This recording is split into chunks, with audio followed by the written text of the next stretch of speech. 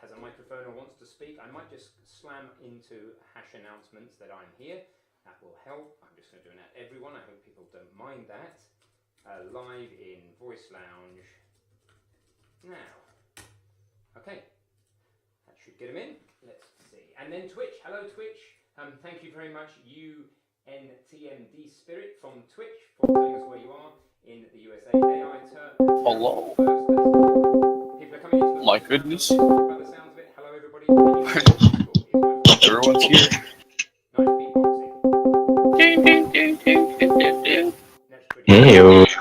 Can you guys They're all up here, got out of nowhere. Stampede. So, I will preview my own sound if you guys aren't going to tell me. That's what I'll do. I'll take it into my own responsibility. Give me a It's a stampede. Wow, not a big stampede. There is a stampede. This is awesome. Setup will be good to go in just a moment. Camlink. It's the right mic. Am I sounding bad? Good? A little quiet. A little quiet, I think. Pretty quiet, yeah. Quiet, okay. A bit far away. Sounds kind of like you're in your kitchen and your computer's over sitting at a desk. Yeah. Should not, so wonder what's happening. Okay, give me a second to figure this settings. Go to game. By the way, if you want to see what I'm writing in the chat, it's going to be in Hash Lounge here on Discord. And Right. if you want to join in the chat on Twitch, you can do that too. I'll give you the link. And I'm going to try and sort this sound out. It's the first thing.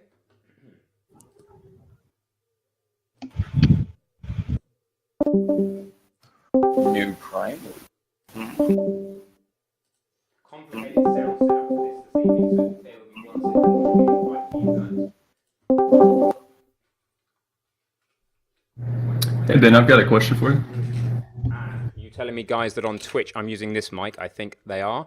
Give me just a moment. It won't be long before I sort it all out. It's complicated. Yeah, I sound better. Camera, Camlink. Twitch guys should be better. Discord guys, can you hear me?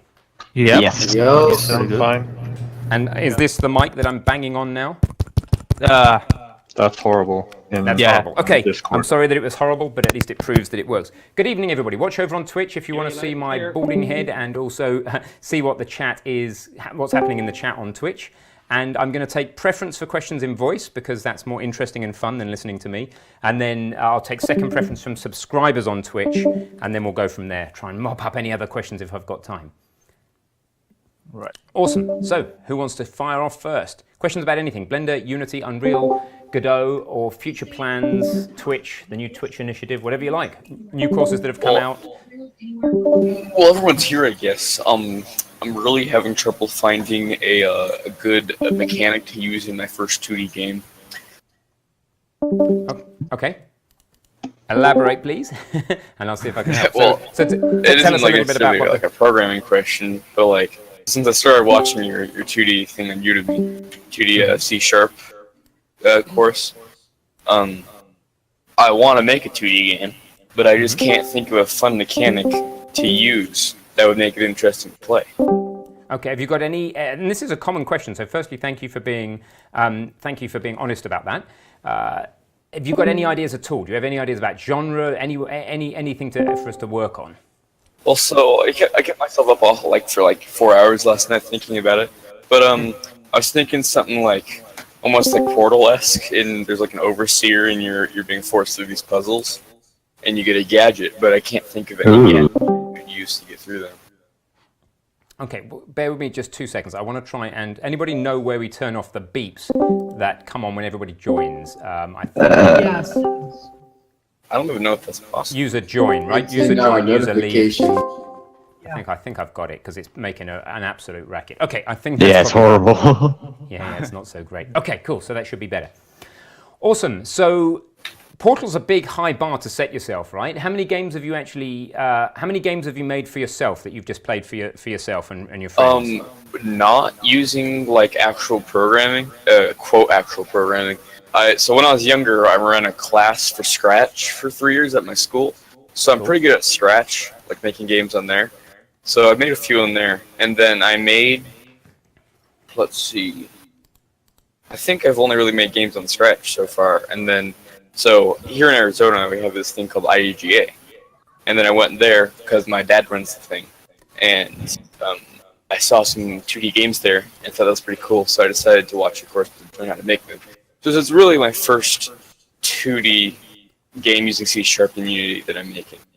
Okay, so whenever it's somebody's first game, have you seen things like, Mr. Jump, for example, or not that, sorry, wrong Google search term. If you wonder what I'm talking about, anybody who's just listening on Discord, go to twitch.tv/GameDev.tv. Then you will be able to see my screen and see me and see the Twitch chat and all the people putting lots of hearts and leaves in there. Thank you, Avi, for that. So have you seen Mr. Jump, for example, a really simple 2D game? I have. I've just been looking up on the internet interesting game mechanics for games. Yeah, I don't think it has to be too unique. I think you just need to execute well, especially for your first game. I wouldn't expect a huge market share. Don't be scared that you're going to blow, well, in your case, you're definitely not going to be scared you're going to blow your dream game idea because it sounds like the idea is not fully formed. So just get through the whole process and get something out there. If actually putting games on the App Store is your thing, do that. Lots of our students have done that, even though we haven't shown you yet how to do it because we haven't produced that content. I would just not worry too much. Just copy something else and just make it your own to start with. Yeah. Because there's so much you don't know at the moment that I wouldn't worry too much about like trying to come up with some great unique idea. Yeah. Robin's saying, am I quiet? I don't think I'm quiet. Am I quiet for anybody else on Discord? I mean, yeah, it's not bad. No, it should be about right if I pushed all the right buttons. Thank you, Gideon TTK, for subscribing to us on Twitch. By the way, that gets rid of the adverts. It supports us over on Twitch, and it gives you custom emotes and all sorts of other benefits, so that's cool. So a few people are saying I'm very quiet on Discord. Let me just make sure this is not the case. Hello, hello. It looks okay to me. I'm bouncing at least halfway up the bouncy meter, to use a technical term. So I think I should be good. Maybe you can turn your volume up your end. And sorry if the noise is loud on Discord. We'll mute people if there's a lot of noise coming through. Hey Ben, I got a question for you. Yeah, sure. Is that Joseph? Yes. Cool, awesome. Where in the world are you, Joseph? I'm in I'm in Denver, in Colorado. Oh, cool. Yeah. But I got a question for you about lighting, because Ooh, yeah, you want to? So we finally got some level designers, and they're just getting really stuck trying to approach lighting because we have a mix of both static and dynamic. So I'm just wondering, how do you approach it, especially in cases where you have to have both? I missed you a little bit there. Oh, so sorry. How do you approach it? And then I got especially in cases where, and then you died a little. Yeah, so how do you approach it, especially in cases where you have to have both a mix of static and dynamic? Because say you want to have a beautiful scene, so you've done the light maps for everything, but then you have a couple objects that have to move or be interacted with. So I'm just curious how you approach merging the two and making it not look, because dynamic light looks completely different in dynamic shadows than static light. So I'm just wondering how you break up a level and how you mix the two together without I am glad that you asked. We have a lighting course by Wilma Lim, a Unity lighting course. It's gone out to our MailChimp list, to our email subscribers, and it'll be being launched on Udemy in the next couple of weeks. So just watch out carefully for that. Keep an eye on our Twitter, on GameDev.tv. We have a course dedicated to that by a guy who's got a lot of experience in the industry, coming out in very, very soon, this month. Oh, awesome. So hopefully that'll answer all your questions, rather than me going into, rather than me trying to prescribe before we've diagnosed your specific problem. Take that course. It's not too long, and you'll be cool. And when does that come out? When's that going to be released? I don't know exactly. I haven't got the timeline right here, but it'll be within 2 weeks. Perfect. I think it's even sooner than that. Some people already have it. Anybody on the stream already got that lighting course? Anybody from our lifetime members or our mail list? No? Okay. Well, let me, since I got so lucky with that one, you wouldn't happen to have a technical artist materials course coming out, would you? Yes, the other course we got coming out the month after is the Blender Environments course, which is another way of saying materials in Blender and then how to create them and import them into Unity and etc. So between that and the lighting course, I think you'll be there. EMG already has the lighting course. Hopefully you're enjoying it, the lighting course with Wilma Lim. That would be awesome to hear what you think of that. So. Oh, sweet. All right, well, appreciate it. So No I have worries. a question. Cool, go for it. I'm keeping an eye on Twitch as well for my subscribers there, but that's cool. Go for it. Was I not supposed to ask a question yet? No, please do. Please do. Oh, I'm just okay, okay. balancing lots of things here. It's all cool. All right. So I have a question about ways to learn. Okay, so I'm doing like a third-person shooter type game. All right, so think Fortnite basically is the best way to explain it, I think. And basically, How my big a issue. team? I'm sorry. How big a team? I'm sorry. One more time. How big is your team, or is it just you? It's me when one other person, and sometimes I hire people on for various things, like music or something, you know. So it's going to be downscoped from Fortnite, I presume. It's not. I'm just as far as like movement and gunplay and stuff works. It's going to be like Fortnite, but it's not like the building and stuff like that that you would see in Fortnite. I'm just using Fortnite as the example for how you would expect the game to work, kind of. Yep, fantastic. That gives us a kind of hook, you know. Yeah. Cool. So How can we help? my question is, I'm having an issue finding resources to learn how to make. Well, mostly my problem is animation in Unity. Like I can make him walk, you know, whenever he's supposed to. I can make it time properly and all that jazz. My only issue really is when his arms, you know, like whenever you look down. My problem is whenever you want the arms to follow the cursor. You know what I'm saying? To follow the camera. Yep, When you look up, exactly. the arms look up. When you look down, the arms look down. And I'm not sure how to do that. Yeah, what you off? Oh, I see. So in a third person, not a first person game, though. Yeah. Oh, I'm getting some double feedback. Where's that coming from? Just say something else. Testing. Oh, it's gone. Okay, that's cool. That was weird. No worries. So, what have you tried so far? So I just don't. I mean, I can just throw things at you. There's a clear process for this, but what have you tried so we can help from other people? I've really tried nothing so far, but my problem is finding the resources to learn how to do this. Oh, there it is again. Yeah, that's.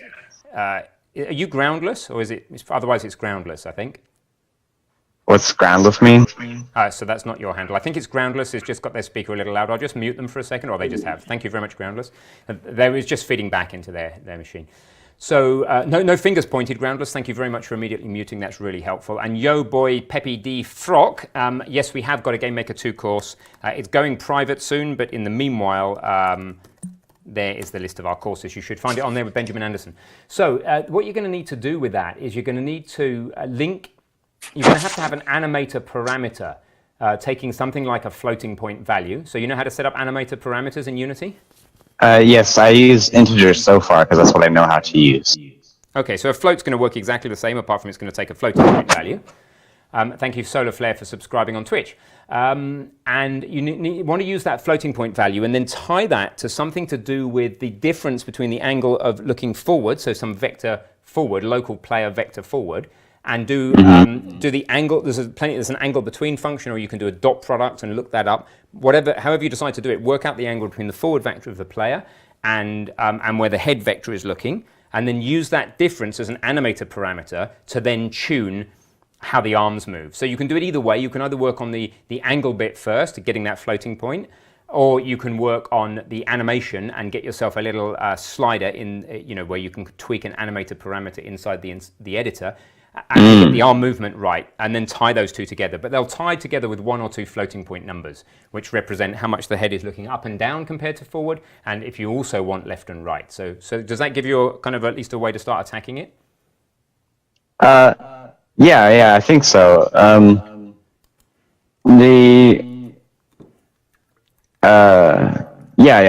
should be good. Thank you. Yeah, but what's your next step then? If that has helped you, what would your next step be? Would you have any idea how to go about setting up the necessary? How far have you got with the animator? Is what I'd say. What's your rig looking like? What are your do you have the necessary joints and hierarchy in order to move the arms in the way you want to? Do you have something equivalent to an upper back joint or something? Hey, Irresistible Jelly, thank you for Prime. You do. Okay, if you expose an animator parameter and then tie that to that movement, I think you'll find that you'll be able to break this problem down into two. There's two clear steps. One is how do I get the code to create a floating point number which tells us how high above or below the horizon I am in degrees. And then a second problem is, given that number, how do I make the animation look sensible? Uh-huh. Does that make sense? Yeah, I think so. You don't sound 100% sure. So yeah, I'm a bit of a moron, so I gotta take longer to process these things. So yeah. Don't worry, nobody. The other way you can get our direct help with that is over on Twitch. The tier 3 subscribers get to come on the Meet the Mentor sessions.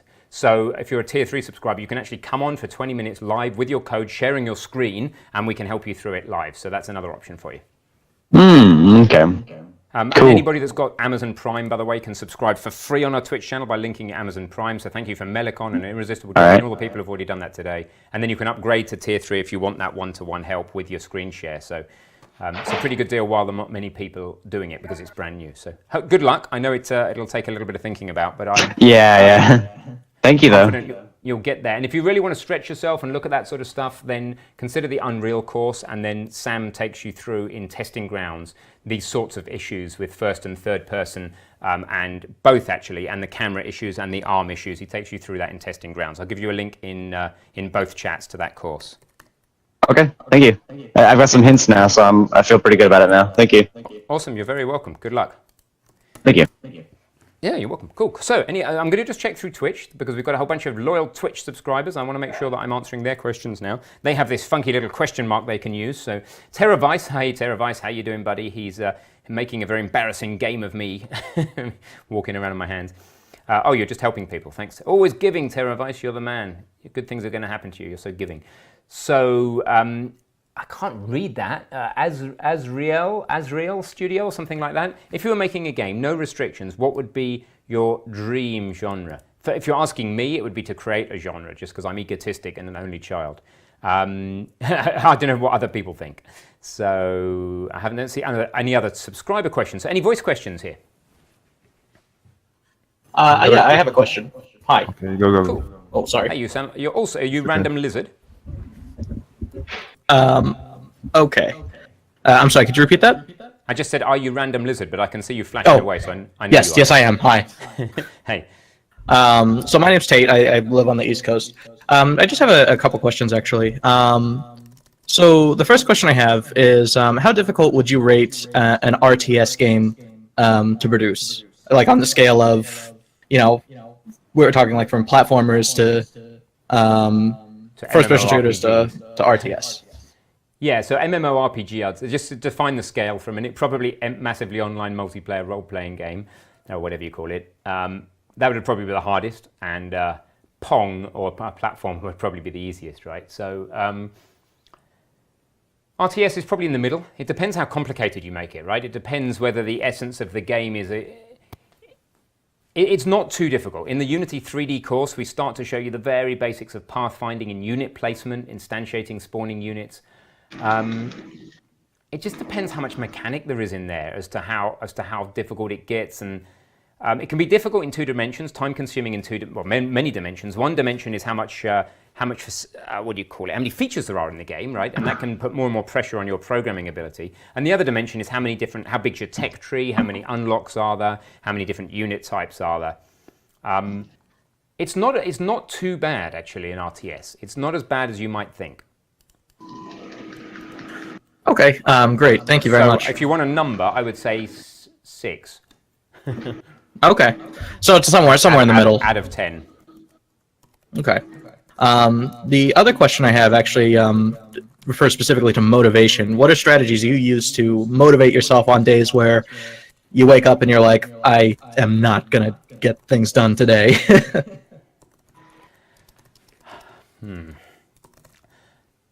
Good question.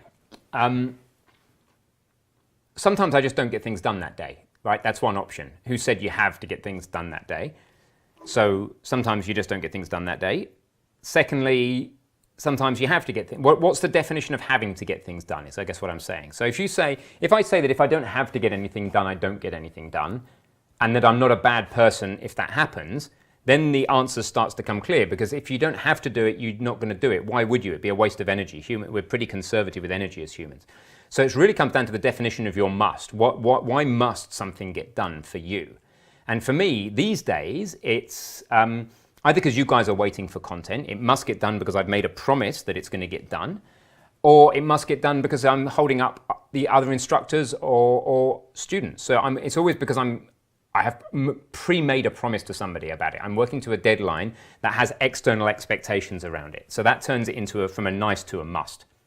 So a solution might be to make some commitments that are reasonable, in fact, make them smaller than you think they need to be, especially for the short time horizon. Make big commitments for the long term and tiny commitments for the short term.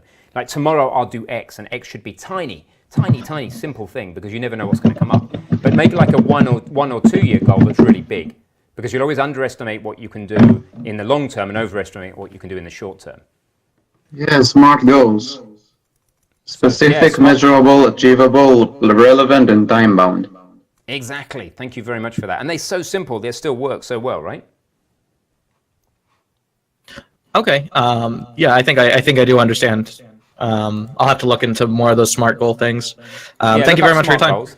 Look up SMART goals. Awesome. Yeah. Yeah, I'll post a link for something about that in the lounge. Yes, please do. That'd be awesome. That would be awesome. Thank you very much. Thank you. So what's the next one? Excuse me if you see anybody on Twitch sees me diving around between different screens. I'm just kind of looking things up, trying to keep on top of everything. I'm kind of on my own here tonight, which is fine. I didn't even announce to the team that I was going live tonight until about 5 minutes ago. I kind of forgot they don't follow us on social media so much. So cool. So what's the next question here? Otherwise, I'm going to go back to the Twitch chat. I have a quick question if I might. Yeah, please do. What's the best engine for doing rhythm games like Guitar Hero? Rhythm games? Yeah. What platform? What target platform are you going for? PC. Is there anything different, special about it, or just a kind of, obviously your game's going to be different and special. It's like lightsaber and virtual reality. Oh, cool. Okay, well that gives me a load more flavor. Then in that case, it's between Unity and Unreal. How big a team? How much budget for assets? 3 graphics designer and a developer and a music developer. Okay. And what experience do you already have with which engines? I've completed the Unreal Engine course 2 weeks ago. Awesome, good job. That's a huge course to be finishing. Well done. And that's it. And no Unity experience at the moment? Nope. Okay. And how do you get on with Unreal? Do you kind of vibe with it? Do you find you can get stuff done? Yeah, I'm pretty good with it. Well, go with Unreal and use as much Blueprint as you possibly can. Only dive into C++ if and when you need to. Yeah. Thank you. Just muting Epi. So does that help? Is that okay as an answer? Excuse me? Is that okay? Is that helpful? Is that okay as an answer? Yeah. Thank you. Awesome. Yeah, you're welcome. No, that's fine. So on Twitch, people are asking about how to prepare for the Unity certification. We don't have a course for the new Unity certification. And I'm not sure which user sound that is. Somebody's on the phone. Does anybody know? Is it Glacial Leaf, maybe? What was the question again? Somebody. Oh, okay. I'm just going to have to server mute. I have. The stream should not be down. No, people are asking if the stream's down. And if any of the mods are here, then please mute anybody if there's a sound problem. I don't think the stream is down. I'll just double check it over here. So stream is not down. No, I don't think it is. Stream is live. I've got green lights on my screen. Oh, you've kicked him. Okay, thanks, Mark. Hopefully they deserve that. Hey, do you like the little tip jar at the bottom right of my screen on Twitch? New thing for us. It shows when people are subscribing and when they're following. I think the little leaves are follows and the purple stars are subscribed. So that's pretty cool. Okay, Keith, hey, over on Twitch, got a question. Is it fair to say that Unity starts with a small set of components, but then you need to put a lot of work into customizing, whereas Godot has a gazillion basic components, so that you can put them together fairly easily, but the downside is it's hard to pick the right ones to use. I thought, Keith, your question was going to be exactly that question, but between Unity and Unreal for some reason. I wouldn't say Godot has a gazillion basic components. It has a good set of basic components. Unity, I would say, has more. I haven't counted them, but I'm pretty sure it has more basic features, as Unreal has more basic features than Unity. Unity is generally an engine you can get a huge amount out of if you're willing to put some time into customization. So I don't know. Maybe just clarify your question a bit further, Keith. What decision are you trying to make? I might better be a bit more specific. But hey, for those of you, no, I'm not going to go through this again. I'll go through it really quickly. For those of you who've not heard this really silly thing that I come up with recently, which is the concept that Unity is better than Godot, that Unreal is better than Unity, and that Godot is better than Unreal. So notice we've gone full circle, like rock, paper, scissors, because by the time you get to Unreal, you've got such a complicated, big, heavyweight system on your hands that it's not as quick and easy to get a simple game done. So you really just need to find your position. That's why when we had the question a minute ago about the VR game, I had to ask a lot of questions before I recommended a particular system. I do recommend everybody tries 3 different engines and then makes a decision. It's on the 3rd engine that you really see the pattern and what they have in common and what's different. Just going to mute you for a minute, Glacial Leaf, because there's a lot of microphone kerfuffling, I think is the word. I just want to mention that CryEngine is free now too. Yeah, CryEngine, awesome. CryEngine Lumberyard, of course, which is Amazon's fork of CryEngine, designed more for online multiplayer games. We may well cover those engines in the future. For now, we're just going to settle down a little bit because CryEngine and Lumberyard, both a little bit of a pig for beginners, I've found when I've looked at them anyway. But it's something we do want to cover in the medium term. We're just focusing on the 3 at the moment, Godot, Unity, Unreal. Between those 3, you've got all you need to make any game that you can imagine. And beyond that, it's not about the tool, it's now about your journey as a developer learning, I would say. Glacial Leaf, no worries. Thank you for letting us know that it's a laptop issue, and excuse us server muting you. Nothing personal, just want to keep the stream and the chat clear. Martin Salter, thank you for subscribing with Twitch Prime over on Twitch. If you have Amazon Prime, guys, you can subscribe to our Twitch channel for free, no ads, get notified when we come online, lots of new emotes, all the rest of it. And if you want, you can upgrade to tier 2 or 3, and I'll give you the tier 2 benefits in the chat now. And if you want some one-to-one mentoring, then the tier 3 subscribers get actual one-to-one time, which TerraVice recently has been using to take the rip out of me with a crazy game. So, anybody in the Discord chat in the Discord, you're telling me you're having issues with my sound quality still. I'm sorry about that. I don't know why. You are using the same microphone as Twitch, so I don't understand why. Oh, maybe no, I don't understand why. I'm sorry. So, yeah, listen on Twitch if you're having trouble. I could switch mic. That might help, Noise. Not a bad idea. Hey, Noise, by the way, how you doing? You've been around a long time. Nice to see you. We used to play Clash of Clans together. I will switch mics on Discord. Oh, Clash of Clans. Yeah, it was awesome. I haven't played it for a while. Yeah. This may have helped us out, changing the microphone, by the way. Yeah, I just lost eardrums, so yeah, it's working. You lost eardrums. I'll move the mic a bit further away. Sorry, Mark. I had you turned up really high because you were really quiet, and now the mic was just super loud. Oh, now I've blown everybody's ears. Well, if you guys can still hear me, then I'll take another question. If you're deaf, then sorry. Can I ask a question? Of course. Thank you for being... Everybody's so polite. No, I'm not going to invite anybody to be rude for a minute. That would be dangerous. No, it's great that you're all so polite. So, yeah, how can I help? Where in the world are you from, and how can I help? United States, and I am looking forward to the Godot course. So, awesome. How do I put this? In regards to the Godot course, will you be covering level streaming? I don't know for sure. Let me pull up Jan's syllabus. We've got a syllabus for the Godot course, and I suspect we will, but I'm not guaranteeing it. It's not in the Kickstarter promises. I've just linked to the Kickstarter there in the hash lounge of the Discord. I'm going to just have a quick look and see if there's anything yet about level streaming. It doesn't mean that you can't add it. No, you can add that as an idea. I will give you in Twitch the link to the Godot syllabus. So if you don't mind going and getting it there. And for those of you who need to know where we are on Twitch, it's twitch.tv/GameDev.tv. I try not to use too many different chats. In fact, I think I might just specialize into the Twitch chat for this, if that's okay with you guys. Are you guys on Discord okay to go watch over on Twitch? Is that easy? Is that an imposition of me? That's fine by me. It's all good. I'm watching it right now. I just am talking here, so. Awesome. Cool. All right. Did that answer your question? I don't know if I answered your question. Yeah. Cool. It's really impossible, Mr. Square Peg, not to look at your name and try and make some joke about a round hole, but maybe that's why you. Yeah, that's kind of the joke with my name. So. Yeah, I think so. I think it's inviting round hole jokes. So I won't make one. There you go. Thank you, Mark. Putting those things around links avoids the big graphics. That is super useful. Thank you very much, Mark. I'm going to try that now. Twitch. And then put those around it. Woohoo! Did you not know that?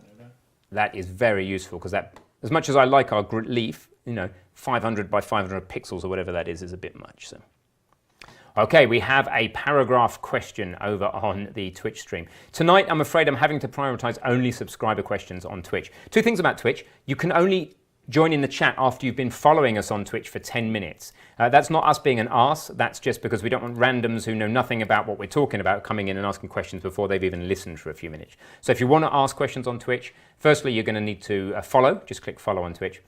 And then I'm tonight going to have to give priority to subscribers who've got access to this slightly dodgy green question mark that I drew myself. But it does help me see what the questions are. So Keith, I'm going to follow up Keith's question. So he was asking, he basically said before that, is it true to say that Unity has very few basic components that need a load of customization, but Godot has thousands out of the box? I'm saying, well, actually Unity's got quite a lot, especially if you include all the packages you can import.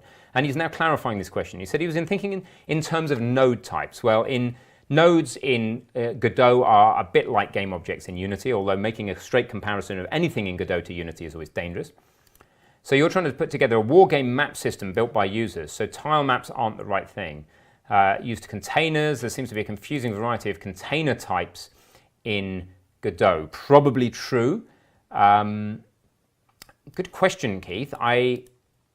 It's too generic a question for me to give you an answer, and if I did give you an answer, it's not going to be particularly helpful to the majority of people on the stream.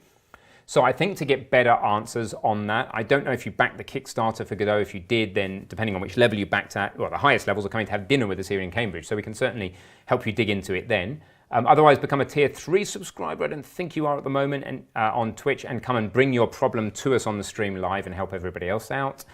And yeah, they're my best two suggestions at the moment. The other thing you could do is ask Jan or other people in the Godot Facebook group. I'll give you a link to the Godot Facebook group. I'm sure you already have it, though. I'm going to take one more Twitch question, chat question, and then I'm going to go back to the voice chat. So, Teravice, hey buddy. I personally have found all of your concepts clearly defined and applicable as I go through the courses. Is there, or could there be, a consideration towards small videos explaining individual concepts? Yes, quite possibly. So far, everything you learn from us is good. It's all built into projects, right? But if you just want to go and learn about, like, well, Keith is asking about containers, data types containers in Godot, or you want to know the details of arrays in C#, it's a little bit hard to index that and to find it. A couple of suggestions, firstly, before I go on to what we might do in the future. A couple of ideas about how to find stuff on our courses. If you watch my screen even on Twitch, let me show you a couple of things. If you go to this link, so I'm going to give you the link in the chat, in the Twitch chat. There's the Godot course Facebook group. Here's a list of all of our courses.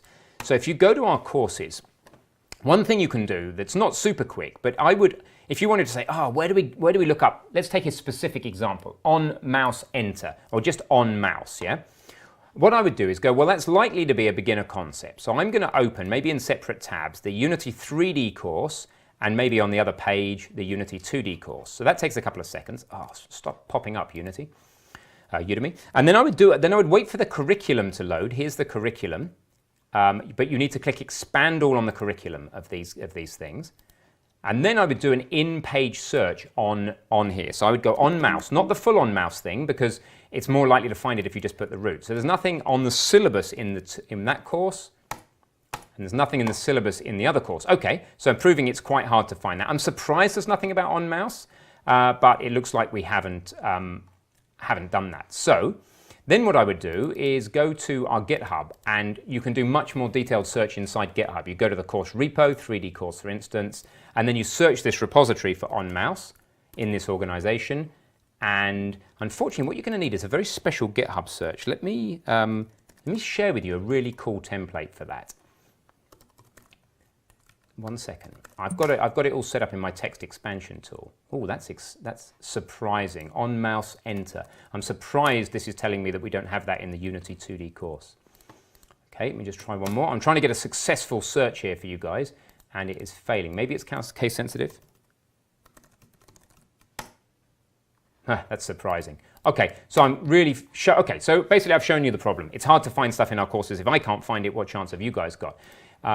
We need to make a search tool, and we will do that at some point. Not sure when. So the other thing, the other question, Teravice, is: are we ever going to make content that's supposed to be standalone? The answer is probably, and probably on YouTube, and probably either at the end of this year or starting the beginning of next year. When we get to a given concept, we'll consider making a generic video about it that'll go in the course you're taking, but will also be in other courses. So you'll get to a video that goes, okay guys, what you need to know next is how to use on mouse enter in Unity, so let's see how to do that. Talk about it in the generic, in a video that's both on YouTube and in 2 or 3 different courses, then carry on the course as usual in the specifics. So yes, we do have an indexing problem, and we have got ideas to work on it. And I've just demonstrated how bad it is by the fact I couldn't find anything. So Liz Kimber says you're struggling with a 3D course because you need a first-person camera. In part 2, will you cover other camera types? Part 2 of what? There will be one more section in the 3D course, which will be Zombie Runner, and that will be first person. So that answers your question, I think. Watch out for that. Be many weeks away, but it'll come. Okay, cool. I'm going to go back now to the Discord. Got a question from Walrus I just luckily found there. Is it possible to use multiple collisions on a pawn that you're still able to block in UE4? Because blah, blah, blah. I don't know right now. I'm a little bit out of touch with UE4. I can't answer your question definitively, but I can go onto our Twitch events and tell you when the next stream with Sam that's relevant to Unreal is. So if you look at twitch.tv/GameDev.tv/events, you'll see what's coming up. And you could either be a tier 3 subscriber and ask that on episode 3 of our Meet the Mentors on Tuesday, or you could ask Sam in the chat on the 25th of July at 4 p.m. UK time, where we visualize flying Dalek lasers. I'm sure he'd be. And then actually we're doing raycasting and the like in that particular stream. So there'd be the 2 places to ask. Cool. Any questions in the voice chat? No, you're not. Say again. Was that you saying, no, you don't have a question? Okay, courses recommend for finding sounds to use in your game. No, we don't have a whole course on that. We have given away, and I'm trying to remember which course it was in, but we've given away a pretty good Game Master audio asset pack, and we've got a deal on that. So look out for that Game Master audio asset pack. That is in, I think it's the Unity 3D course. I think we give it away in both courses actually, but for the moment it's the 3D course you want to look at. And so Game Master Audio Peter has a pretty good pack that you can go and look up, so check that out. Freesound.org will work really well, lots of others. Yep. Will the search tool that we create, I shouldn't be promising this search tool, be through GameDev.tv? Yeah, the idea would be on our webpage. And we know that you guys are starting to really need it, because done properly, you can actually search all of our courses really, really well. That search I just tried to do on GitHub that failed, let me just show you it working a little bit better. So I am going to make that work because it can work. So if I just searched for on collision enter, something that I know is in the complete Unity Developer 2, there you go. That's the type of result you want. Now, I'm going to put this search string in the Twitch chat because you'll be able to work out how to modify that search string to your needs. I'll point out what you need to do to the URL. You need to change this to the repo name for the course in question. You find that by just, I'll show you how to find that in a minute. It's linked in every single course. Yeah, every course, every lecture goes to lecture project changes on GitHub. In there, you'll see the name of the organization. So for the complete Unity Developer 2, it's that, or for 1, you take the 2 off the end.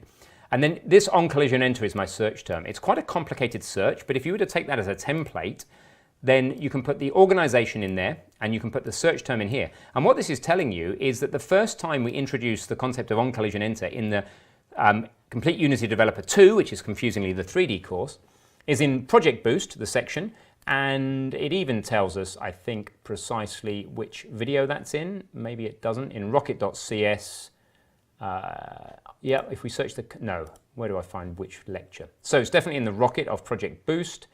And then if you were to search in the code here, this is another useful thing. If we go on collision enter, and you find, okay, well, it's here on line 58. When did we write that line? What you can do is you can click blame. So once you're inside the project on GitHub, and you're looking at the Rocket file, you click blame. This is like, who did that? Who wrote that line? And then you can find out who last edited that. So I edited that 9 months ago in lecture 14 of that section, tagging game objects as friendly. So GitHub is your best way of indexing into our course content, particularly if you're searching for code. You've just got to know how to do it. So see that string that I just pasted you there? I'll also paste it in Hash Lounge, and you can see what you've got to change, right? You've got to change the organization name and the search term. So cool, good luck. I need a drink.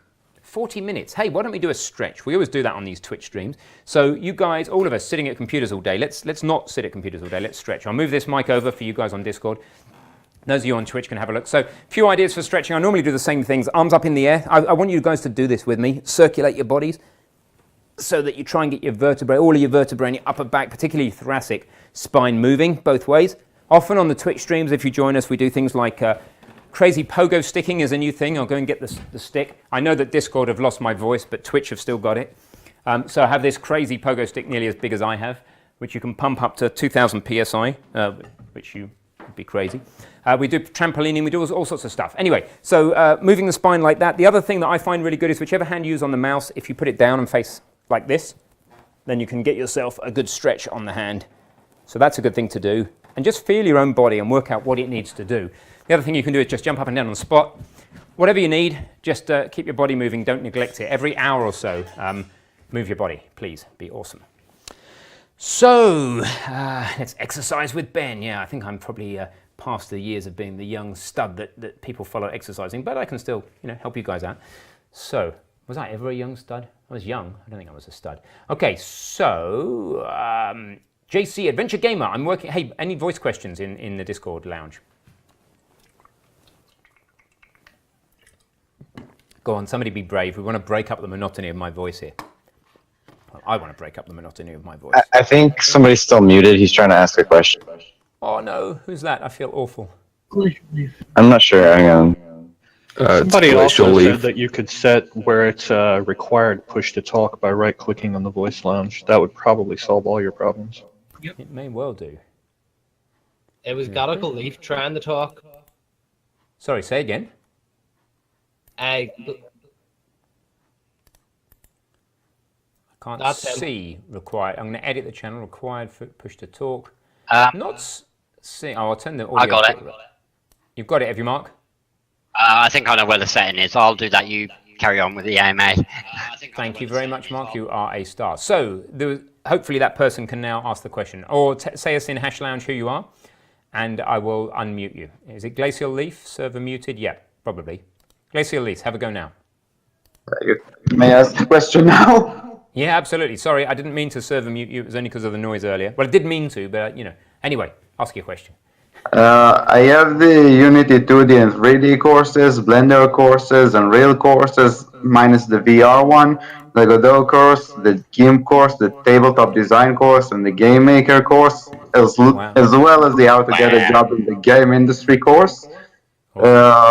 I wanted to ask, do you think there will be enough to apply for an existing game development studio, or do you think I should try to apply to a school, and if so, do you have any recommendations? Okay, so let's be clear. Having all of those courses in your Udemy account won't make any difference to your job prospects. Obviously, I know I'm not really talking to you here. I'm talking in general. Some people think that they buy a course and then they become job eligible. So clearly you've not done that. But what sort of completion level have you got on these courses at the moment? I'm still actually at the very beginning, still going over them. I just want to aim for an actual job in the industry. Absolutely. Okay, so just to be clear then, obviously having them doesn't help you get a job at all. Taking them does. Taking one course and taking it deeply has got a lot of people very good jobs. We've had quite a few stories of people who've got good jobs, even beating people with degrees in the industry. And the way they've done that is they may have just taken the Unity 2D course, for instance, even the old one, and which, you know, the older version of it before we're now remastering it. And they've taken it, and for each project, they've taken our projects and then they've taken them several steps further and put them into their own portfolio and made them their own. And they've showed up at the job with, even if it's just 2 or 3 simple games from one of our Unity courses, but they've modified them and extended them, and that's what's impressive. So it's not really about how many courses you have, it's about how deep you go on the courses you have, how much you push things and how much you customize things and how much extra effort you make. Does that make sense? Yeah, it does. So you've got more than enough courses. Now the question is, have you got the motivation and the focus and the desire? That would be the next question, right? Yeah, I actually want to aim that high. It's just that I didn't know if that'll be actually enough to try and apply. So that answer makes me quite optimistic, actually.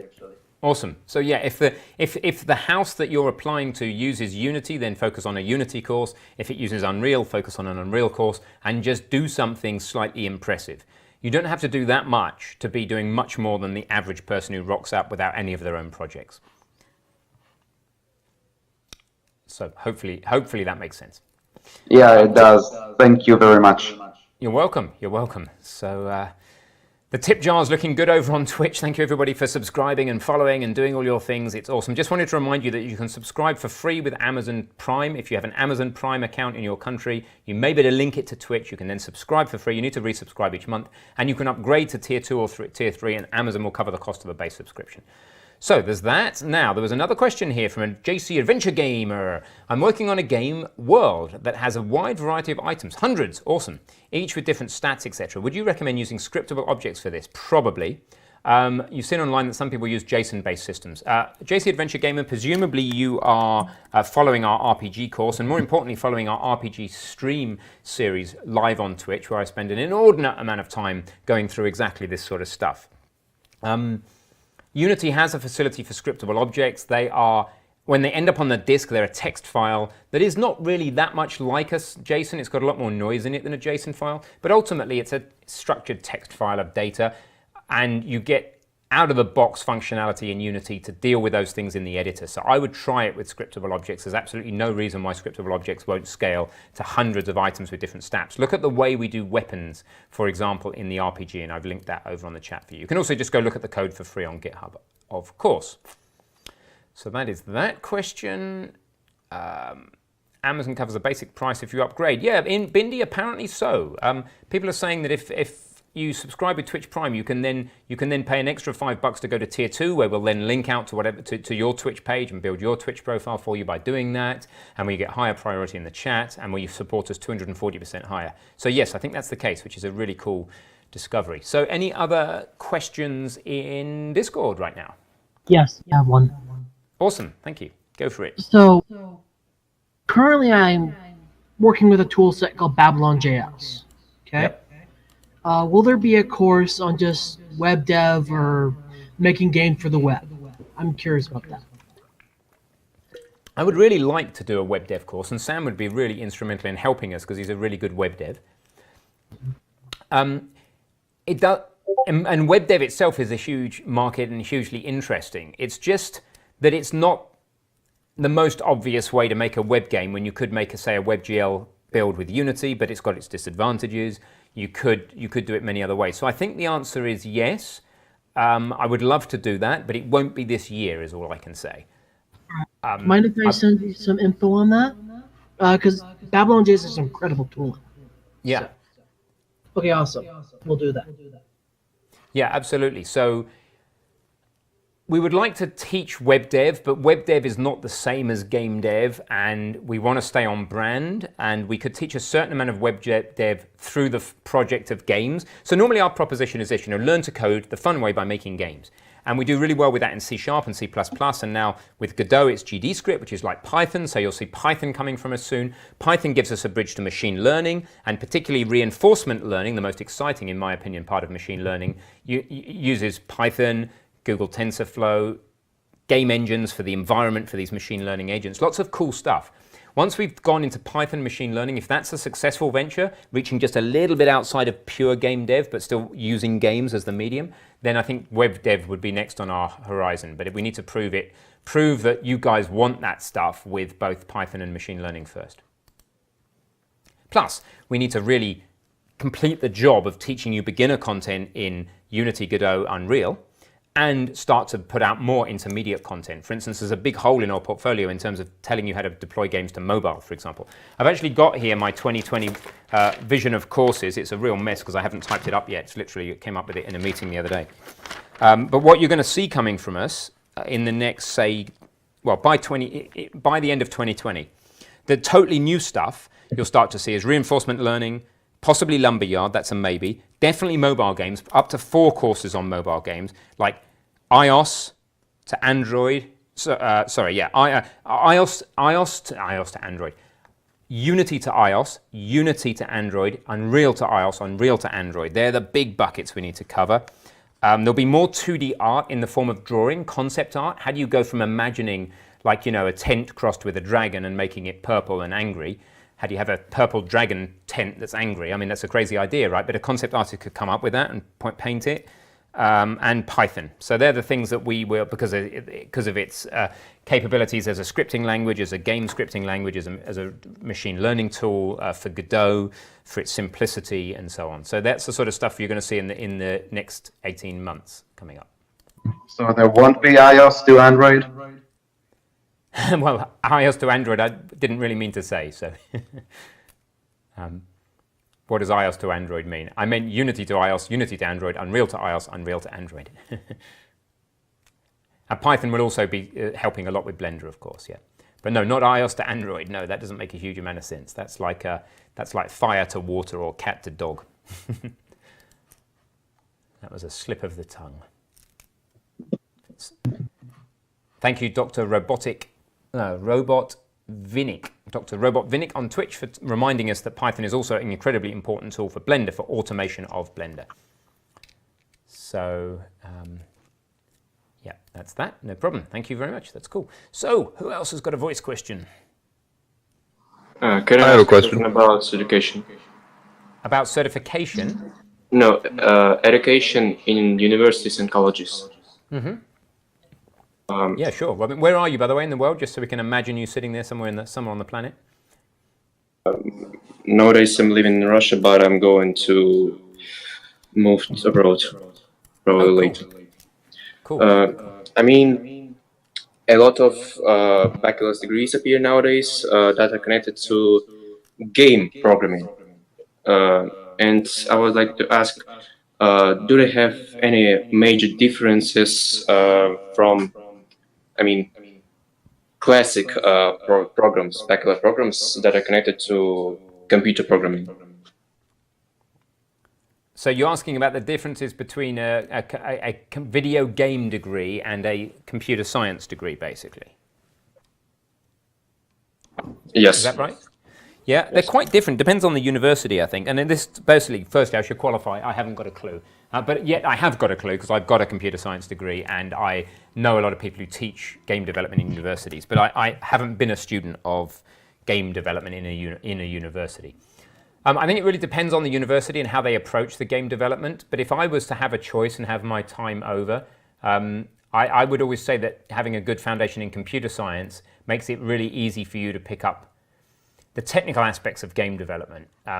But you're going to leave out all the really important other aspects of game development, like, you know, it's a hugely complex subject that involves storytelling and music and coordination and sound and graphics and marketing and all sorts of stuff. So it really depends where you want to focus. If you want to be a good programmer, get a really good foundation in computer science. But if you want to be a good overall indie developer, you'd probably be better off doing a dedicated game course, if that makes sense. Okay, so when it comes just to programming, choosing the computer science degree is much better nowadays. For programming? Yes. Yeah, also you can get a long way being self-taught as a programmer. The problem is when you get to the stuff you don't know. But often, even these days, even that stuff that you don't know, you find out if you really pay attention on somewhere like Stack Overflow. and you really read and take the time because people who do have have been, the old guys have been in the industry for decades, they really know their stuff, and they'll often give really good answers. Well, the well-rated answers on Stack Overflow will really give you some good perspective.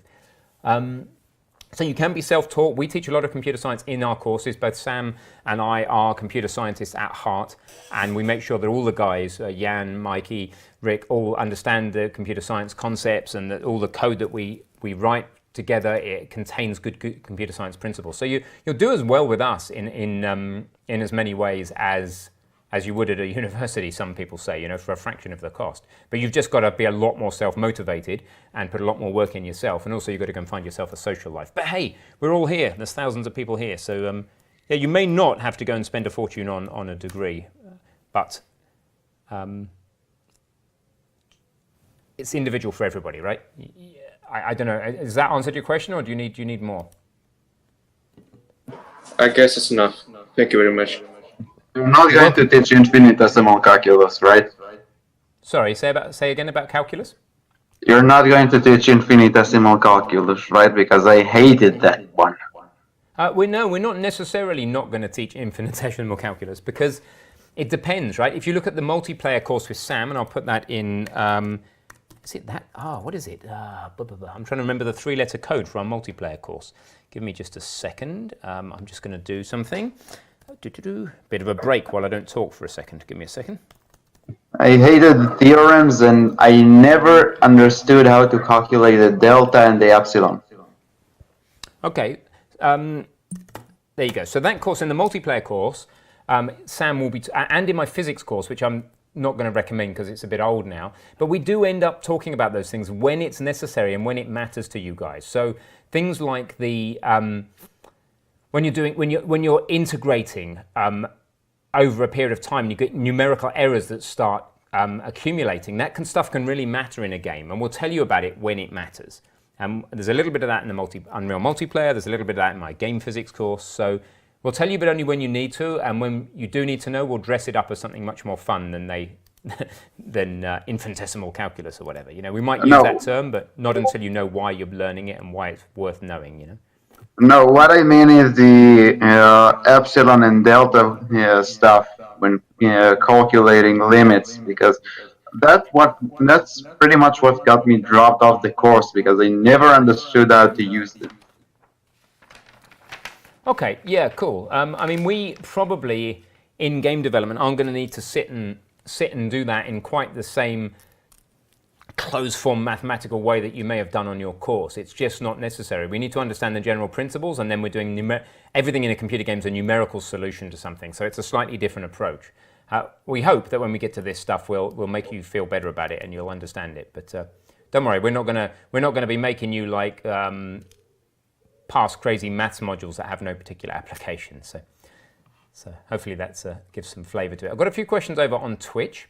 And by the way, Burly Duck, thanks for subscribing with Twitch Prime. We had lots of subscribers tonight. You guys are awesome. Really helps us to continue to support this Twitch effort that we're doing. And doing a lot of Twitch streaming at the moment. It's taking a lot of time, but it is helping us to get more work done in some strange ways, to get more Udemy courses made, because we have to sit down at a certain time and get some work on the RPG done, for example. I'm not sure I'd get as much work done if I didn't have you guys holding me to account. Back to one of your questions earlier about how do you stay motivated. Make a public commitment and then stick to it. Gideon says, non-gaming. He's a Twitch subscriber, so I better answer. You've mentioned being in the military, RAF, and being an investor. How did I start and how did I get to this point in life? Oh, man, do you want my life story? I'm not sure you do. It's going to bore everybody senseless. I guess a little bit in each stream doesn't do any harm. I'll answer those specific questions. I was in the University of London Air Squadron, which meant that I was a officer cadet in the Air Force, learning to fly light aircraft and also something called the Tucano briefly, which is a turboprop. I decided to leave the Air Force just because I kind of do my own thing. I'm my own man. I couldn't really imagine spending years having my hair cut like it is now, interestingly, but it didn't used to be like that, and having to salute everybody who walked past. I was a little bit more kind of out of the mold than that. An investor, yeah, I was briefly an angel investor in Cambridge, mainly to try and impress people and meet the right people when I first moved here, but it actually led to Udemy. So going and being an angel investor led me to meet Rob Percival, who's one of the other big Udemy instructors. We made a code school for teaching code in general, including games, as a summer school in person, people in a classroom. And we decided actually we're better off going online, and that's a much more scalable way of teaching it. So there's a little glimpse, but there's a load of other things in my history as well, which I won't bore you about for now. Basically, until I was 22 or something like that, all I wanted to do was be an astronaut, and I was a European Space Agency astronaut candidate, and that was my whole life focus. And then I didn't get accepted for various reasons, including a minor medical reason. You only have to have a spot in the wrong place. But also the fact that I fell in a bucket between a mission specialist and a pilot. I was a good pilot, but I wasn't the best test pilot in the Air Force, and I was a good scientist, but I wasn't a PhD payload specialist. So I fell in a gap, lost my identity for decades, and now I've really kind of got it back about 5 years ago with what I do now. I love teaching what I teach. It's varied, it's complicated, it's interesting, it's challenging, and you guys are a great community. So there's a bit of a overview anyway. Everyone's unique, exactly. Jan loves it when I say very unique. It's like there's a double. Am I the only one literally falling into a bucket? Falling into a bucket? What is that? Can you tell me a little bit more about your visual metaphor? I'd be interested. No, you said you were a good pilot, but then you fell into a bucket. So I actually pictured you literally physically falling into a bucket. Me too. I probably have done that in my life. That's an embarrassing way to go. No, what I meant is there's two major buckets for astronauts: pilots, and they take the best test pilots of their countries, and mission specialists, in which case they take PhD and beyond scientists who have a particular interest in and knowledge of the payload on the aircraft. And they're the main two buckets. There's actually a third, a payload specialist. But I didn't fall strictly in either of those buckets. I was a jack of all trades, master of none. So yeah. All right. Any other questions? I have a question. Wicked. Who are you? Where are you from? I am Tyler. I'm from the central United States. Wicked. Hey, Tyler. Good to hear from you. So say you have a game idea and you think it's something bigger than you can tackle on your own. What steps, in terms of a strategy, would you go to be building a dedicated team to work this game around? I would say test your team attraction now. So you'll get the team you deserve, if that makes sense. I'm just being really straightforward here. You'll get the team you deserve, and whether people want to work with you is going to depend on a whole host of factors, and there's a million ways you could get really good people to work with you. And you've got to do whatever's right for you. So, right, you might be good at selling, and you might just go and talk to an investor. Just you talk to one investor. That guy gives you, or girl gives you, tens or hundreds of thousands of dollars, and then you go and try and make an indie team and try and make the game successful. That's one possibility. You might find that your path, the best for you, is to make a few games yourself. Either start that idea and don't worry about kind of it getting out there and somebody copying it, because just don't worry about it. It's not that likely. And try it yourself, or you try a different game idea or two to get good at development, become a good developer yourself, and then people will come and want to work with you because of your track record. That's what's happening with us with courses. So that's another possibility. It's kind of inside out, just kind of do it all yourself and then attract other people to you. Another possibility, of course, would be Kickstarter. So that's the investment route again, but it's a different type of investment route. It's a crowdfunding route. So it really depends who you are, what your history is, and which of those three possibilities: crowdfunding, like an investor, private investment, or working your way up by becoming a strong indie that people want to work with. Which of those sounds most like you? Probably the just starting making a few games on my own. See, I have a couple friends who do some coding, and we've worked on a couple things in the past, but we're looking to expand our team. And we have this game idea that, it's kind of silly, but it looks like something that could eventually get big. But it would be a lot of fun to work on, and we were just looking to find a few more people to join in on the team and help us with that. Yeah, awesome. So firstly, look, I really want to say it's about the execution, your idea, whatever it is, and you may or may not. Don't be too precious about the idea. Don't think if you share that idea, everybody's going to copy it. It's going to be really hard for you to make it successful just because it is hard and you need a lot of luck and a lot of good timing. So the chance that somebody else who's not quite as passionate about the idea as you overtaking you is unlikely. So don't be too precious about the idea. Be fairly free with it. Let other people help you. Attract other people to the idea. Understand that the idea, however good you think it is it's more about the execution. Every one of the recent major successes has been done before in another form, Minecraft or Crossy Road or any of these things. And really just focus on execution. Get good at doing stuff. Get good at delivering. Get good at executing by doing it and by pushing when it gets hard and by just finishing what you say you're going to finish. And, setting goals that are lofty goals that are 1 or 2 years, 3 years ahead, but tiny goals for the next day. And just get traction on your delivery and get really good at delivering, I would say. Because that's what's going to make the difference. And a chain is only as strong as its weakest link. If you're good at programming and you've got good art and you've got good sound, but you can't mark it, then you're in trouble. So does that sort of help? I know it's a bit vague, but everybody has to take their own journey and learn yourself, Yeah, it's one of those things you just kind of gotta go for and see how it rolls out. Yeah, it's one of those things that we've always been really motivated in our games, and really we do it because we enjoy doing it. We don't do it just like, oh, this game's going to get big and we're going to make a lot of money. Like, we don't go into it thinking that. It's really, we do it because we enjoy doing it. We're just kind of looking to expand upon that, and yes, your answer really did help, and thank you so much for your time. Yeah, no worries. The fact you're doing it because you're intrinsically motivated by it, you enjoy it from within, means that you'll be working on it during the hours that other people aren't working on theirs, so you're going to beat the competition. That's really the thing that matters, the fact you're doing it because you love it. There's going to be times you hate it, but most of the time you're doing it because you love it. Yeah, I find myself up late nights doing it, and I'm like, oh, it's already 3 a.m., what is this? Well, it's passion, it's so that's cool.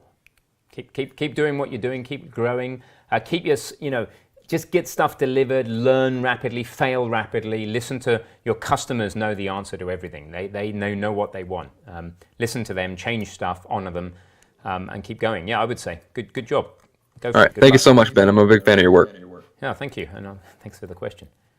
So on Twitch, there's a big discussion about how do you up your basic free Twitch Prime subscription to the next tier, and Gideon and Bindi are working it out between them. It'd be interesting to see if they suss that out, so that'd be so cool. Thank you to Jenny and everybody else who's recently subscribed on Twitch. I really appreciate it. It's probably one of the best streams we've had for new subscribers. I think every single one of those purple stars in that glass on the bottom of my screen is a new screen, whatever, ends with an N, is a new subscriber, so that's pretty cool.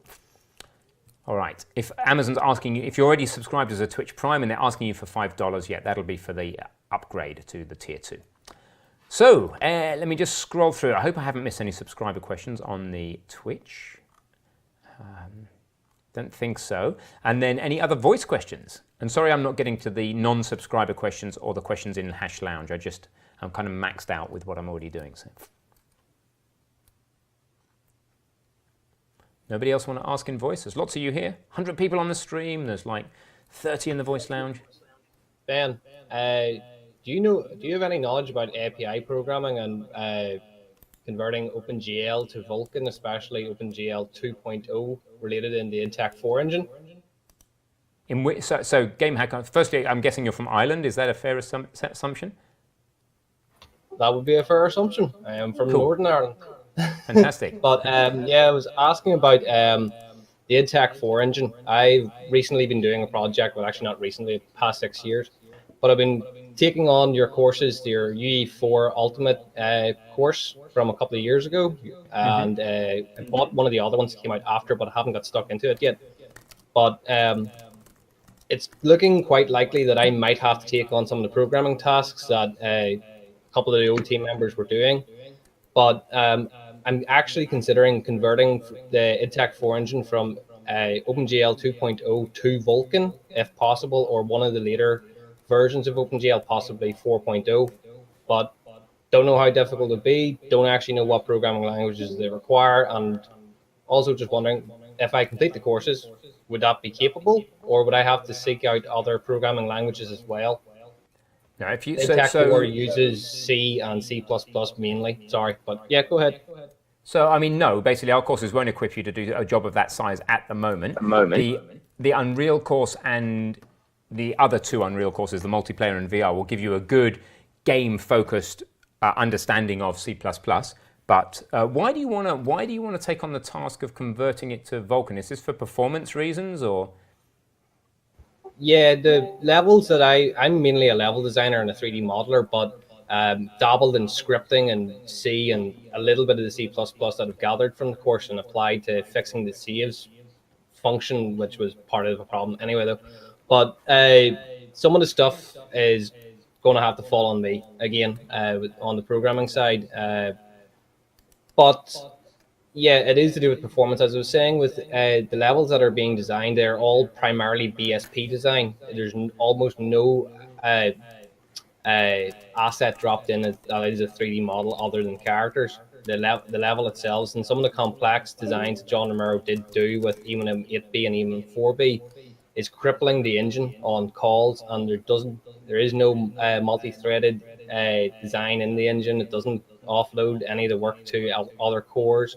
It all primarily destroys one core in particular, that whichever one it chooses. But yeah, API change might be required to actually keep the frame rate up, especially if you're using parallax occlusion mapping and some other features like that. Or are you definitely at a stage in this project where it's worth staying with that engine, or is it worth considering an engine change if you're thinking about doing that much work? Oh, I've literally left that project for like the past year. I'm actually seeking out freelance work with 3D models. That's kind of where I'm going, or aiming to try and go with the career. If I get the time, then yeah, I want to finish the levels. I would like to get the project done. Like, it did actually get some attention here and there.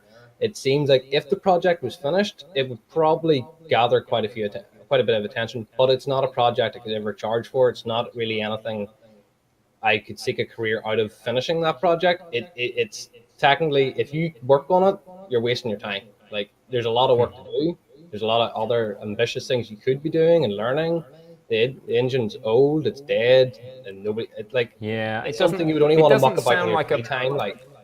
Doesn't sound like a brilliant investment of your time to me, as somebody who's relatively new to programming, to go and do something that's kind of right at the far reaches of programming is to change the API of an old engine.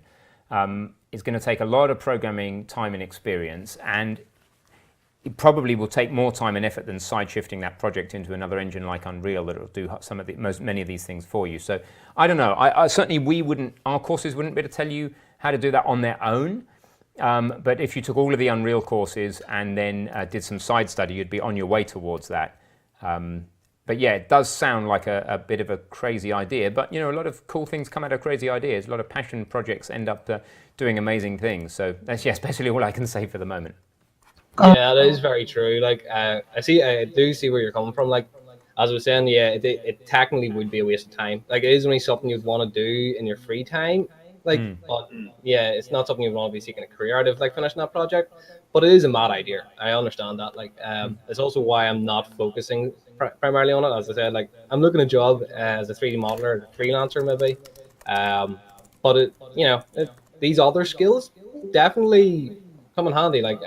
Following the UE4 course, it's come in handy for presenting my models in the Unreal 4 engine, setting up scenes, and hopefully have an idea maybe to muck about with, build a little game out of it. But yeah, I would like to maybe make a portfolio that runs in the engine. So here, download that, muck about with it, and then show off some of the other stuff that I've done in programming, because I think it would make a good portfolio using the UE4 engine.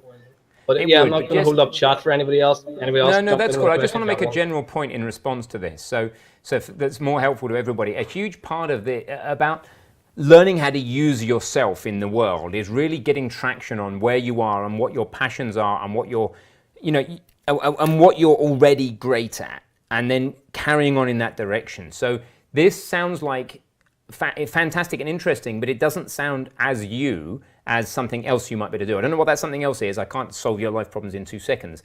But Avi in the chat there, Avi from the Netherlands, is saying he's a pretty advanced programmer and he wouldn't take on a project like that. It just seems a little against the grain. Try and go with the things that you're already got momentum on, because to change direction takes a lot of energy. I've done a million different things in my life, but all sorts of stuff. I've been a rock climbing instructor and a helicopter pilot, and I trained as a commercial airline pilot, and then I've been a financial trader and an investor. I've done all these crazy things. But what I discovered after a lot of introspection is that what lies behind all of that is a total addiction to learning. And I would do all these things until the learning curves shallowed out, and then I would abort them and do something different. So for me, I had to set up a life in which I was constantly learning, and now that's this, and that's why I'm sticking with it, that's why I love it, that's why it's successful.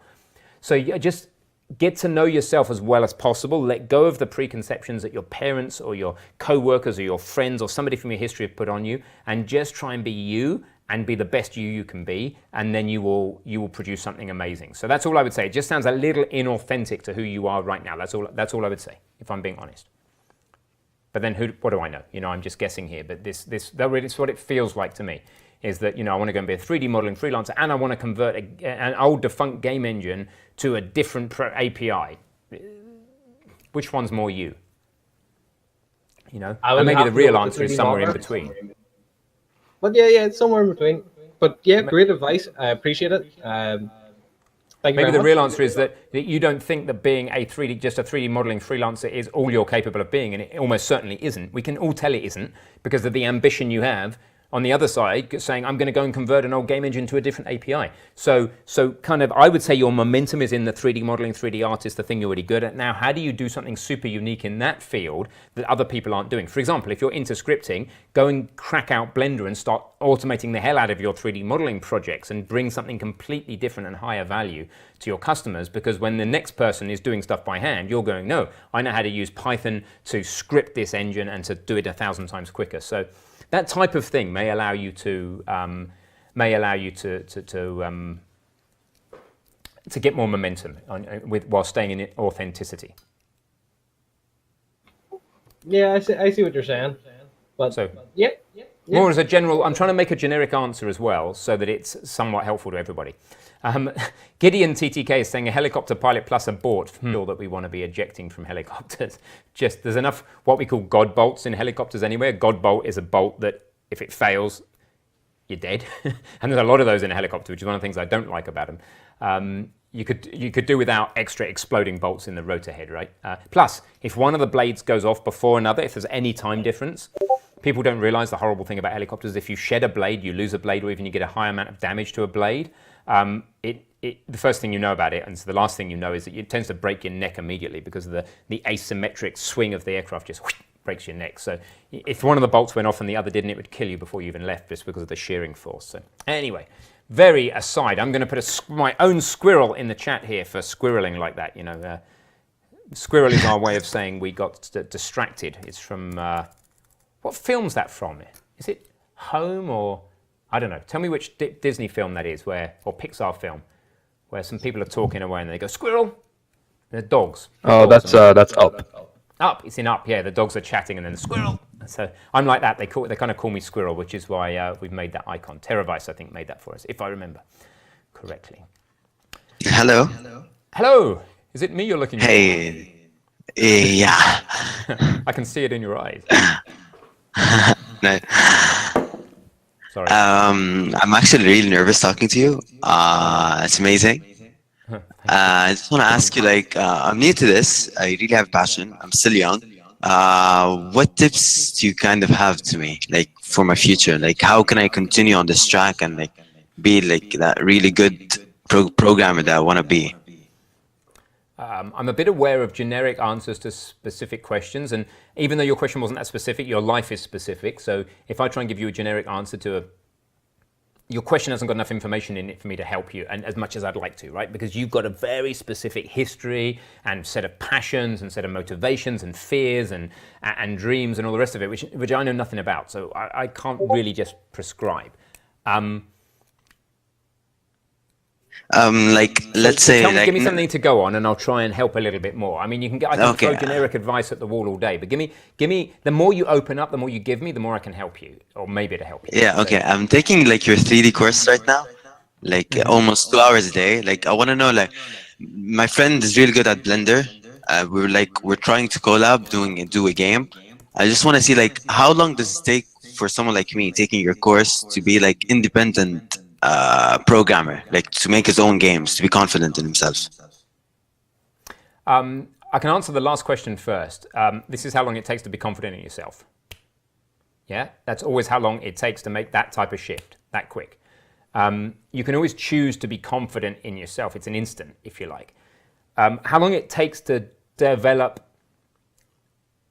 a certain level of skill. Depends on the level of skill, depends on your competence. It could take a long time. It could take a few years. Look, the 10,000 hours is one number, right? So the idea that you do 10,000 hours of programming-ish, I mean, not 1,000 hours and not 100,000 hours, but of the order of 10,000 hours of programming will make you a half-decent programmer. The order of 10,000 hours of flying makes you a half-decent pilot. You're out of the Death Valley, they call it, where you get overconfident and you're no good. And, you know, it's about how your confidence matches with your competence, right? And the solution to that is taking on projects that are stretching you, but that are not lowering your confidence. So if you go and take on, I'm going to make the next, Fortnite on my own, that's only going to hurt your confidence because you're not going to make the next Fortnite on your own, not in any short time scale. Maybe in 10 years with different tooling, highly leveraged machine learning tooling and stuff, you might be able to make Fortnite on your own. But today, you're not going to make something that looks and feels like Fortnite on your own. So don't even try. Do something that you can do. Do a Mr. Jump or a Crossy Road or something like that. And do it well. And then you get real confidence, because real confidence is the type of confidence that is built on the knowledge that you have actually done that thing. Nobody can fool you when you have done the thing, right? So do stuff, allow yourself to fail, learn from it, repeat, just keep going, as I think Avi said. No, okay, thank you. That's actually really good. Another question, I don't know if you have time. I didn't mean to put that in the Twitch chat, guys, sorry. And the other thing I wanted to say is in the Twitch, please clip, guys. If you like things, hit clip. I don't have time to clip here. Clip and share in Twitch. It really helps people find stuff. That's on the off chance I say anything useful, which I know is unlikely. Sorry, what was your second question? Okay, just like this one, how can I say it? I'm always thinking about this. Like, how much does university teach? I think like there's no course for game developer. That's why I did game developing. That's why I'm taking an online course. Like computer science is what people usually want to go to. Like, how much does this help? Or is it even worth doing that over online courses? Are like online courses that much superior, or like what's the difference? I think the trend is towards online courses, right? So what's great about university, there's the social side, the people you meet, don't underestimate that. There's the curriculum is very well designed in a university. We actually have a similarly well-designed curriculum, I think, but we hide it behind projects to make it more interesting. University has, I'd say they're the major benefits. There's a lot of disadvantages to that standard of education. You try and cram all your learning into too short a time period, which can be good, that's focus, but why not focus and learn over 40 years? So, cram for 4 years and then continue to learn at a moderate rate for the next 40. It is not self-paced, so you can't always go at your pace, so if you can't keep up, then you get left behind, and if it's boring for you, you get unstimulated. So there are a lot of disadvantages as well. There are game development courses, and they might work brilliantly for you. You've got to think about motivation. If you're going to take online courses and you don't have a great community like us lot to help you, then it could be pretty lonely, and you might get stuck in little local loops where you don't have anybody to talk to and you can't get perspective on yourself. But our courses are designed to be an academic syllabus hidden behind a series of projects. So we stack the projects up very carefully in each course to teach you the fundamentals. We know that you need to know statements before you know variables, before you know loops, before you know and so on. But we don't teach it like that. We teach it like, let's learn a text adventure, and then let's learn a platformer, and then let's learn this. So yeah, you'll be pretty well served staying with us. It's going to take you a while because we don't produce content fast enough to keep up with like what a university would do. But if you do a load of your own side projects, and every project you do with us, you go ahead and build on it and expand on it and put it in your own portfolio and make it your own, then you're going to do really, really well. What you will miss with us right now is like a wide covering of all the fundamentals in a topic area. We know that stuff, particularly Sam and I know that computer science stuff, and Jan knows his game design, the storytelling, and Rick knows game development and the marketplace and all of this stuff inside out, and we try and put these into the courses as much as possible. But a given course will miss concepts. You'll go through the whole Unity or the whole Unreal course and you'll miss concepts in computer science. If you take enough of our courses, eventually you'll get all the stuff that matters to game development. So the answer often is you can do a bit of both. If you want, you could take our courses, you could take a more academic course on something like Coursera. Whether you have to physically go in somewhere and get in debt and spend a lot of money like that, if you need the social side, and if you think you need the certificate, the credibility, but I can tell you that competence is more important than qualification. taking a portfolio of things you've done will beat anybody with a qualification, unless that company will not look at you unless you have a degree, in which case there are hacks you can do to still get through the door. Look at Rick's job course. I'll give you a link to that now. This is how to get a job in the video game industry. Very clear and specific advice on there. So does that help a little? Yes, actually. That's amazing. Thank you. You're welcome. Just gave me a little bit of confidence boost. Thanks. Yeah, well, you guys are amazing. You always surprise me with what you guys make. So just the way you're surprising me with what you're doing. Like no one interacts with their communities as much as you are. That's actually amazing. Well, I just like doing it. I mean, I also like spending time with my family, but I've been with them all day. It's a peak time of week now. The analytics tell me that. This is the busiest time on Discord. Why wouldn't I be here? It's the time that the most people are going to join in. There's 3,660 people on the server. Probably about, actually talking about my standing desk game hacker, I'm going to stand up right now. Why wouldn't I be here? I would do some trampolining for you. I've got a massive trampoline over there, but it's too dark. You're not going to be able to see me. But come on the Twitch streams if you want to see that stuff. Every break I go and do crazy stuff like, this is how I take trampolining. I like such a programmer at heart. Like, I do a forward somersault, and then I travel forward. So I go, forward somersault traveling forward. And of course, the programmer in you starts going, well, hang on, how about a forward somersault traveling backwards, or a backward somersault traveling backwards, or a backward somersault traveling forward? And immediately seeing the grid of possibilities. And of course, I'm trying them all. And I ring up a gymnastic mate, and he tells me that a backward somersault going forward is called a gainer. And I said, well, what's a forward somersault going backwards? And he didn't have a name for it. So I've called it a loser. And they're really horrible, and they feel really weird, but I can do them now. So we do that. Now, the other thing I do in my breaks is get on that crazy pogo stick, but given I've got no shoes on right now, that's going to be a bad idea. And it's pretty much pitch dark. Although I could. If anybody wants a sunset 30 seconds on a pogo stick, then I'll point the camera out the door and do that. You guys let me know. How do you let me know? Just slam the chats. Who else? Game Hacker. Jealous of my standing desk. Yes, it's really cool. All of the gear that we use is on our Twitch channel. Sweaty armpits, look at that, it's disgusting. On my Twitch channel, and the further down the list you go, the more expensive things get, but an example of standing desk gear is in there. You can convert any desk. This is an old kitchen table I've got here, and then it's converted to a standing desk.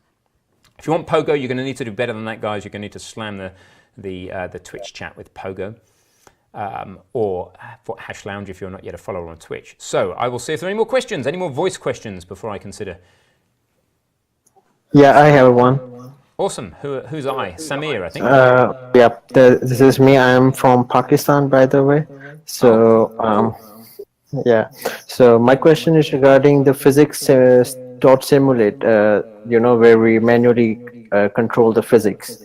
I read it about in the Unity documentations, and then I tried it myself. Yeah. So just so we've all got a handle on what you're saying, just tell me a bit more about what you're talking about. So, where do we manually control physics? What do you mean? I'll post the documentation link there. It's the physics. Can't see it. Where's there in the Hash Lounge or in Twitch? Yeah, in the launch. Got it. Yep. Script reference physics simulate. Okay, so let me just get acquainted. Yeah. Let's get simulate physics in a scene. Simulate physics manually when automatic simulation is turned off. I haven't used this. Includes all types of. Okay. Yeah, I get the idea. So what's the question? Yeah, in the end it says that your step value has to be less than 0.03. I was just wondering what is the significance of the step value here? What is it actually? Okay. I'm going to put my desk down, start putting my shoes on because people want me to get on the pogo stick. And while I'm doing that, I'll explain because it ties into a question we had earlier. Bear with me. Okay, sure. I have shoes and socks all ready to go because, pogoing in either bare feet or flip-flops is a really bad idea. Especially on that thing. This thing's crazy. It's at a 70 or 80 psi right now, which means it feels like concrete until you really try and bounce on it hard. The other problem is it makes big holes in the ground. So to answer your question, you're talking about physics simulations and the step size. And one of the questions earlier from the Russian chap was about deltas. He was saying how much you help deltas and epsilons and all this sort of stuff. What's happening here is in a physics simulation, if you do the simulation too infrequently, then you'll get completely out of sync with what's supposed to be going on. So if you say that something is accelerating, for example, or has a force pushing it to accelerate it, if you don't regularly check in with how fast that thing's going now, you will lose track of what speed it should be at. So you need to do physics simulations often enough that the numerical approximation to what's going on matches as much as possible the reality, if that makes sense. Yeah, it does. Yeah, so it's to do with integration and differentiation errors. It's just to stop errors accumulating too much in your simulation. I see. It's a whole fascinating topic area, yeah, so that's the fundamental of what's going on there. Yeah, and I also read somewhere that this is really going to help in real-time gaming. So I really don't get how is it going to help in real-time gaming, if you have any idea about that. What's going to help? The step size or This- using... No, they're using this physics.simulate because I think they put it in Unity recently. It wasn't there before. The short answer is I don't know. I haven't looked at it in enough detail. The slightly longer answer is I could have another look at it and see if I can work it out really quickly.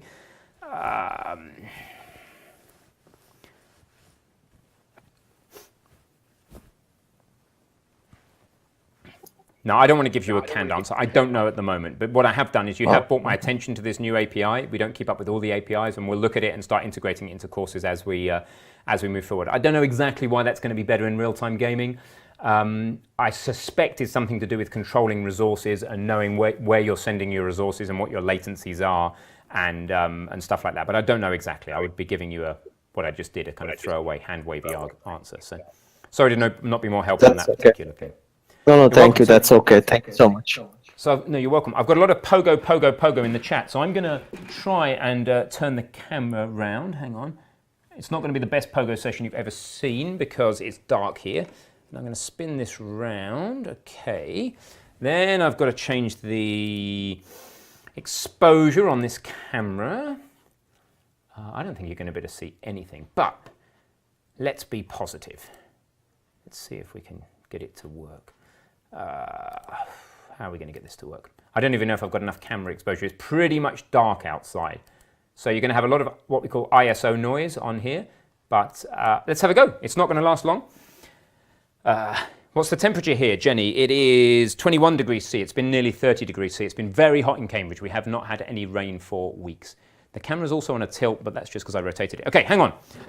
This could easily go wrong. I ought to put a helmet on, but hey. So guys, on Discord, you're not going to be able to hear me so well. On Twitch, you should be able to hear me fine because I'm on a radio mic. So let's try this. I think you'll be able to see me if I'm here. Okay, let's have a go with this guy. Oh, I'm a bit worried that the people who live just there, who live in with us, are asleep. I'm not going to do it if they're asleep because it's going to wake them up. They could be asleep. Bear with me a second. This may have to wait till next time. I'm just going to ask them if they're asleep. Yeah, I think they may be asleep. I don't want to wake them up. I'm just going to show you the pogo stick, but not jump on it. Here it is. Crazy thing. That big. You get like so.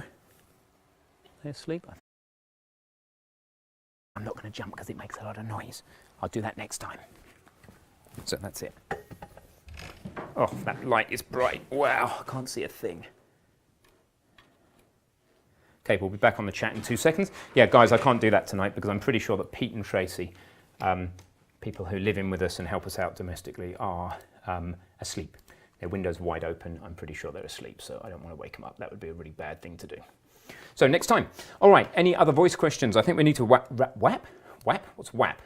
That was that like type of banking that we used to have. We're going to wrap this up shortly. So, anything else before we wrap up? I don't see any subscriber questions on Twitch. Thank you guys for subscribing. Sorry I couldn't give you the pogo. I didn't expect to look up and see that these guys were asleep. What else do we have? No, you go. Oh, so we'll take a question from Complex Failure and Moo the cow, and then I think we'll wrap up. All right. So, mine was about when you said a comment you made 2 questions ago. Not that it's going to have any effect on me anytime soon, because I'm only like 15 years old still, but you said that the courses, you were talking about like the courses and college, and how they have, or how they're similar and how they're different, but is it like do the courses like supplement the certificates you get from college? Is that a thing? The portfolio you might build as a result of the courses, if you build yourself a portfolio, I just take our games, modify them a bit, make your own, put them in GitHub, put them in an online portfolio on itch.io or something like that, itch.io. Yeah. If you do that, that will super complement your degree, possibly even supersede it. The only time from a job prospects point of view that the degree would really add to that would be if that's a requirement, because they just are a popular game house and they say, well, we want a degree. And if they want a degree, you're not even going to get looked at unless you've got a degree.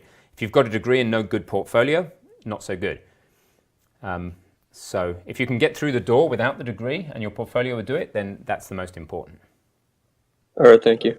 Yeah, you're welcome. And the other one was from Moo the cow. Hey, so I'm working on your like block breaker thing, and like there's camera and a canvas,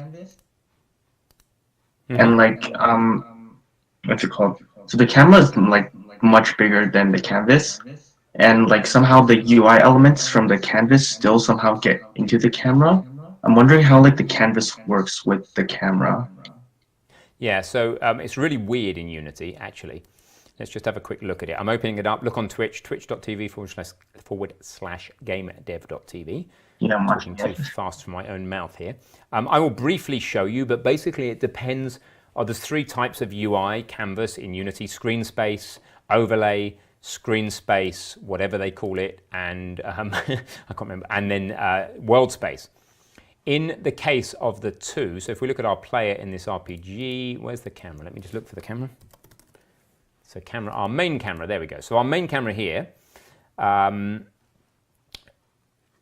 is there now. Camera raycaster, bear with me a second. I think what you're talking about is if we go into the scene view and we click into 2D and we zoom out, let's just unselect the camera for a minute. Machine's being a bit slow with this stream going on too, and I'm just going to go and look at my game canvas. Are you talking about this fact that the game canvas is massive and the world is kind of just sitting down there, and what on earth's going on? Yeah. Yeah, so you've got 3 types of render mode for your canvas. Screen space overlay, which literally just puts the canvas, what it does is it puts it straight over the top of whatever the camera's seeing. So regardless of what the camera's seeing, it's like sticking it to the front of the camera and somehow magically being in focus. Screen space camera is like sticking it slightly in front of the camera. It's basically the same as overlay, but the difference is all the camera effects will apply, post-processing effects, and particles can go in between the camera and the world. And then world space is the thing that your brain might be looking for, which is the type of user interface that actually sits in the world. And we do have world space canvases quite often, like the health bar above an enemy would be a world space canvas.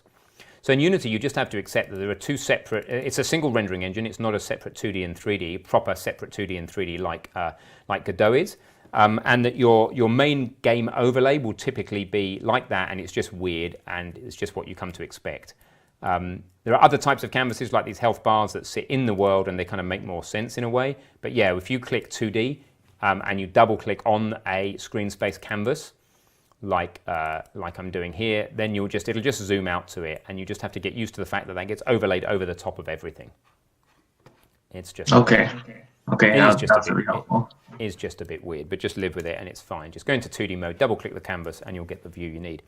All right, guys, I'm going to start wrapping up. So I want to tell you what's coming next on Twitch. The next thing like this, firstly, an AMA is I don't know. It's always been the deal that I don't know when I'm doing an AMA. I've never promised that I will do AMAs. They're quite time consuming, but also hugely fun. So I don't know when the next AMA will be. Just keep an eye out. I do know when we'll have Meet the Mentors. It's called Bring Your Worst. It's on Tuesday at 5 p.m. UK time, and you can go and see twitch.tv / GameDev.tv / events for all of these things, and it should show you in your local time. That will only work on a desktop though. You can also see our full list of Twitch events. There's plenty lined up, lots of stuff going on Twitch. Please follow us on Twitch. That will help us, and it will help you to keep it up to date. If you see an event in our events list on a desktop, you can click Remind Me, and that's really helpful. It will remind you when the event goes live. Just click that. Please consider subscribing on Twitch. So there's that. What else? Meet the Mentors is only open. This is where you come with your code. 2 people per stream come with their code live on Twitch, on Zoom, sharing their screen, and we help them out. So if you really want one-to-one help, only $25 a month, and you only need to be subscribed 1 month at a time. Pretty good deal for one-to-one help from us guys. The way that we can make that affordable, our benefit is that gets immediately streamed out to the audience, so everybody gets to learn from it. That's it. Just thank you everybody for being here and being amazing. It's been a relatively long stream. It looks like it's been stable all the way through. Finally got my streaming working, which is awesome. If some of you, a lot of people are struggling to stay focused, etc., get in groups with other people. Get on the community site. I'll put that in the Twitch chat. There it is. Get on Discord. Obviously, I'm talking to the converted. A bunch of you are on Discord. Be honest like you just have and vulnerable and say, I'm struggling to get motivated. Do game jams. Go out, use meetup.com and go out and physically meet up with other people and developers. Make some promises to people you care about and try and help you make sure you deliver on those promises. Believe in yourself, keep your chin up, and yeah, that's pretty cool. There were a couple of other questions which I'll take, non-voice questions. Eri Jaff said, what's our morning routine? My morning routine. And another question is, what is, on a scale of 1 to 10, how good does Shinumi 3 look in UE4 engine? Don't know, I haven't seen it. Probably very good knowing UE4. My morning routine, very briefly, it's not as tight as it would like it to be. I've actually got a, believe it or not, I've got a process for it. Let me just pull it up. I actually have a daily routine checklist in Asana. Asana is amazing. It's a task management thing I use to manage everything domestic, everything to do with the business, everything personal. And let me just pull that up. I will tell you specifically the sort of stuff. So let me tell you the stuff I can remember. I get up, I go for a pee, I typically have a cup of coffee and a load of water, and I often then just plan my day on Asana. Then the specific things that I try and do in the morning is plan my day, set alarms for any meetings I have, because otherwise I get in flow and get completely forget. So normally my phone's on Don't Disturb all day. So what I do is I tell my watch, I say, hey Siri, set an alarm for whatever time. When I have my first phone call, that makes sure I don't miss the phone call. I clear my email quite often, quite early in the day these days, or at the end of the day.